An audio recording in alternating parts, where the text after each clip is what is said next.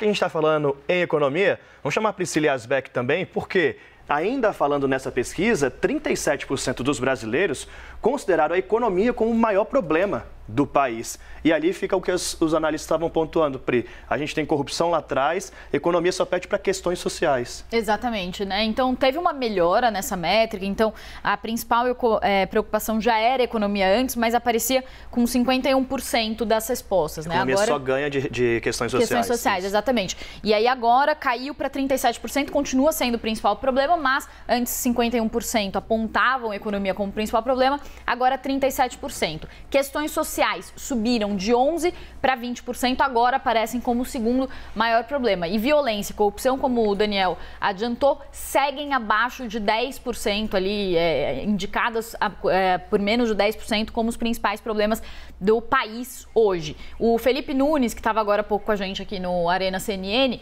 ele já tinha falado antes que esse é um grande tema da eleição, economia, e o eleitor, nesse ano, na eleição de 2022, ele quer um presidente que resolva os problemas da economia. A pesquisa, inclusive, perguntou quais são esses principais problemas da economia. E esse é um outro destaque também da pesquisa de hoje. A inflação aparecia em primeiro lugar em junho como a principal preocupação dentro das preocupações com a economia, com 23%, e agora caiu bastante, está em 12% e aparece em segundo lugar entre as principais preocupações. Agora, a principal preocupação dentro de economia é justamente a crise econômica. E aí, um outro ponto também que eu queria destacar, que é a avaliação negativa do governo, caiu de 47% em março para 40%, a avaliação positiva subiu de 25% para 30%. Por que eu estou falando todos esses dados? Não sei se deu para acompanhar todos eles, mas a questão é a avaliação do governo, a avaliação das medidas econômicas, tudo isso é notado na pesquisa e mostra que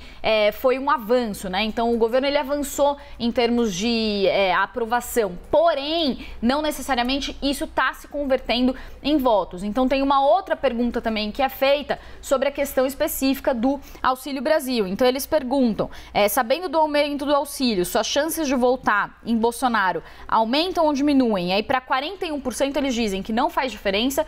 Para 35%, esse dado chama atenção. Eles falam que as chances de votar em Bolsonaro, sabendo que ele pagou o auxílio, diminuem, e 22% dizem que as chances de votar em Bolsonaro com o aumento do auxílio, com o recebimento do auxílio, aumentam. Então, o que os economistas, a gente até falou mais cedo com o nosso especialista CNN em economia, o de Cunha, o que os especialistas estão destacando é justamente isso. As medidas do governo para combater a inflação estão surtindo efeito, estão gerando uma avaliação mais positiva da gestão do governo, uma avaliação mais positiva sobre a economia. Segue sendo a principal preocupação, mas com um percentual um pouco menor agora. Mas ainda assim, não necessariamente isso se converte em votos. E essa pergunta sobre o auxílio, justamente se o recebimento do auxílio faz alguma mudança no voto, com a maioria dizendo que não faz diferença, deixa isso muito claro.